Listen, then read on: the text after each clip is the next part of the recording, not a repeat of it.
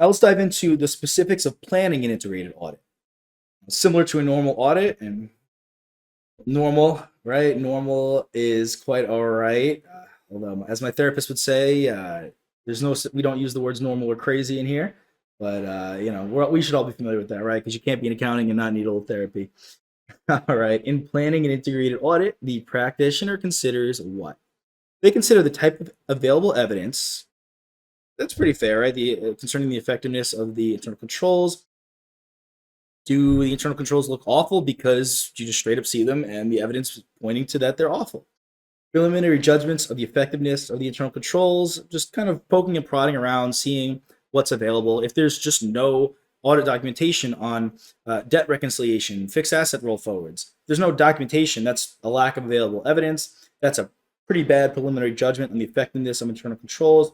Recent changes to an entity and operations that can present a significant risk. Change is tough. Change is hard. I know. Growing up, change is definitely difficult. And just for a company as well, it is the same. When things are not going the same year to year, that could produce some issues, some turnover, maybe an acquisition, something like that. Now, evaluating the operating effectiveness of internal controls is completed after the planning stage. That could be a trick in a multiple choice question there, as they say, oh, what do you do in the planning stage? Well, you're not evaluating the effectiveness of internal controls. You're evaluating the effectiveness of the evidence, and you're making preliminary judgments on the effectiveness. You're not actually evaluating the total final operating effectiveness there. Important point to keep in mind.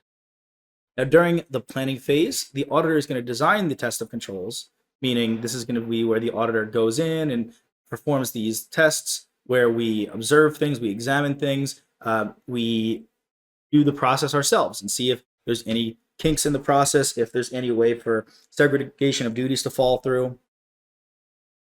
The objectives of these tests and controls are to obtain sufficient appropriate evidence to support both the auditor's opinion on internal control and the auditor's control risk assessments of the financial statement. Hey there! Are you ready to not only pass your CPA exams, but truly understand and enjoy the material while studying? I know it seems impossible, right? Especially to enjoy the material? We'll do it together. Tap into the power of CPA.examprep.ai, where we've got personalized quizzes, multiple choice questions, memorization guides, flashcards, simulations, all tailored to your learning. Our adaptive study planning puts you on the fastest path to success and lifts you back up if you fall behind.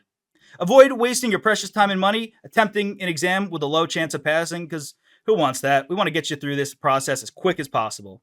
Our exam readiness prediction lets you walk in with confidence, knowing that you're prepared for success on exam day.